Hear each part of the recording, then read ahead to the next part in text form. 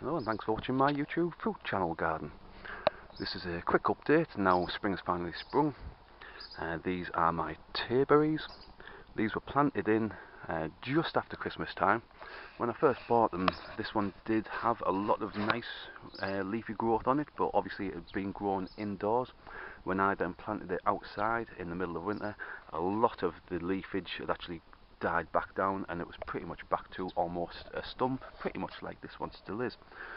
This one's starting to kick off a lot of the new growth now, but as I say, that is pretty much how it arrived, and then it turned into a stump, and now spring's finally sprung. It's now starting to kick back into life.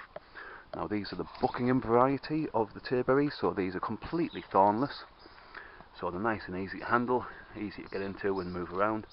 Now as you can see, this one could actually be split off already. You can see it's starting to shoot out into different shoots, and that's going to hopefully kick off a lot of nice tall canes this year, and we should get some fruit off these next year. Now the Tayberries themselves, they don't fruit in the first year of growth, as I say. It's a lot like some of the raspberries where they'll put off wood one year and then that wood will actually bear the fruit the following year. Now the Tayberries themselves, they are a cross between a blackberry and a raspberry. But as I say, this one itself is completely thornless variety. It's just going to be a lot easier to get in, get all of the fruit plucked out, this, that, the other as well.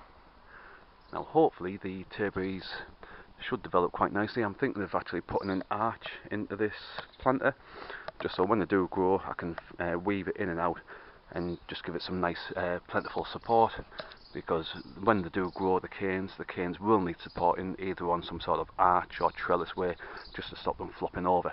It's just going to be the similar sort of thing with raspberries. You always want to be trying to support them, and then if the canes are supported, they're not putting as much energy into trying to support themselves, so in theory they should put that little bit more energy into more new growth. So as I say, these are the ones that I've had in for about 3 months now. I say they did die off completely back to stumps, but even this one, which suffered the most, you can see it's still got plenty of nice new growth. The stumps themselves still have a little couple of buds that are kicking off leaves, and now those are having a chance to develop, as those should now start kicking off and developing some nice wood, which should then produce the berries on for next year.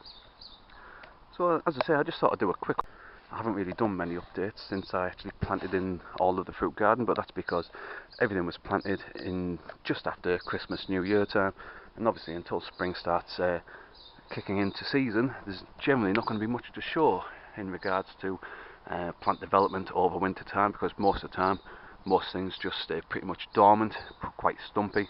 Then obviously when spring starts to kick in, that's when all of the new growth starts to come through. So I'm going to actually be updating my channel quite frequently now the seasons are actually here for growing. So I'm going to be updating my channel to show exactly how well these Tayberries progress, as well as everything else that's in the fruit garden. I've got everything from funberry, josterberry, juneberry, lingonberry, lots of different types of blueberries, lots of different types of strawberries, goji berry, Chilean guava, honeyberry, wineberry, different raspberries. There's all sorts of stuff I'm going to be updating, so do subscribe to my channel. If you found the video useful, please rate it, and have a look at my channel for other videos in the fruit garden. Thanks for watching. Cheers.